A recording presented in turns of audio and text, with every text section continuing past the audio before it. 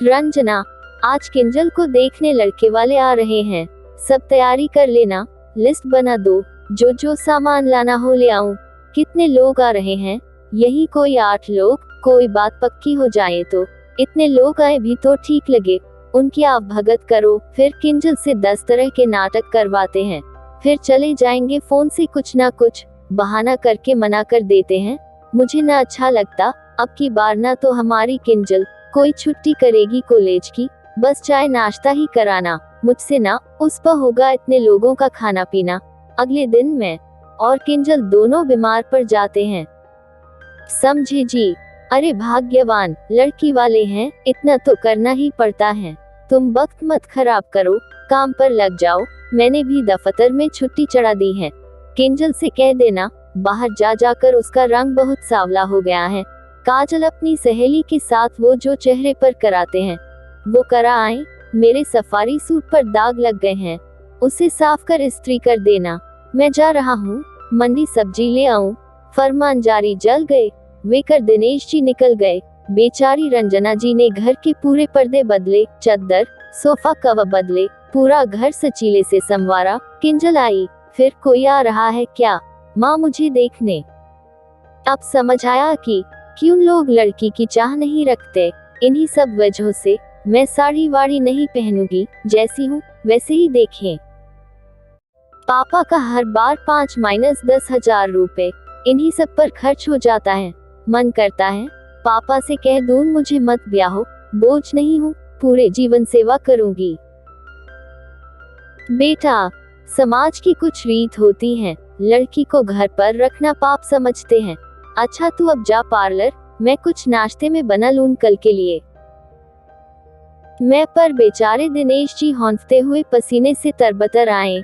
रंजना, एक गिलास पानी दो, काहे को परेशान होते हो? बेटी की जहाँ किस्मत होगी ब्याह हो ही जाएगा, किसी की लड़की कुंवारी नहीं रहती, सब अपना भाग्य लिखा कर आती हैं।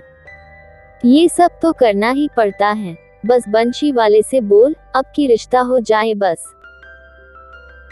सुबह निर्धारित समय पर 3 गाड़ी में ड्राइवर सहित 10 लोग आए। सबको दिनेश जी ने हाथ जोड़ बड़े प्रेम से बैठाया, औपचारिक बातचीत हुई। फिर वही लड़की को बुलाया गया। किंजल हल्के आसमानी रंग का सूट पहने, छोटी छोटी कानों में माँ की टॉप्स पहने, एक हाथ में कड़ा, एक हाथ में घड़ी, खुले बालों में बना क्लिप लगाए, ऊंचे सैंडल पहने रंजना जी के साथ मुंह नीचे किए आई। लड़के के पिताजी बोले, चेहरा ऊपर करो बेटा, हमसे संकोच की जरूरत नहीं, बताओ क्या पूछना है, तुम्हें क्या आशाएं हैं तुम्हारी अपने ससुराल वालों से? दिनेश जी जीवन में पहली बार लड़के वालों के मुंह से ऐसी बात सुन दंग रह गए।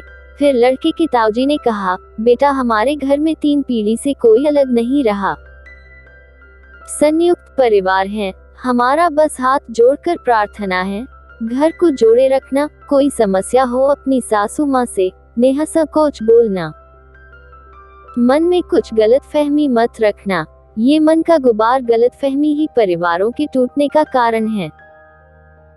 जब मुट्ठी बंद होती है तो कोई बाल भी बांका नहीं कर सकता, मुट्ठी खुलते ही सब फायदा उठाते हैं।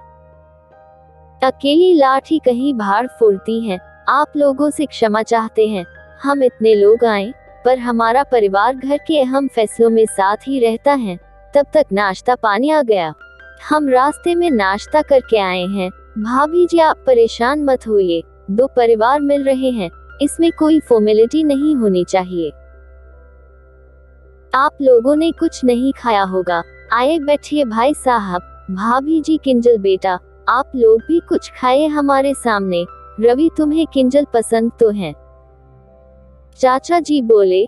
रवि ने एक नजर किंजल की तरफ डाला, पापा से अपनी आंखों के इशारे से मुस्कुराकर हामी भर दी। बेटा किंजल आप ही बता दो, पूरे जीवन का फैसला होता है शादी। किंजल कुछ ना बोल सकी, बस उसकी आंखों से आंसू बह निकले। अरे रो मत बेटा, कोई जोर जबरदस्ती नहीं है। अंकल, दुनिया में इतने अच्छे लोग भी होते हैं, आप जान पाए। हाथ जोड़ किंजल अपनी माँ से लिपट गई। लड़के के ताऊजी ने किंजल के सर पर हाथ फेरा, तो भाई साहब रिश्ता पक्का समझे।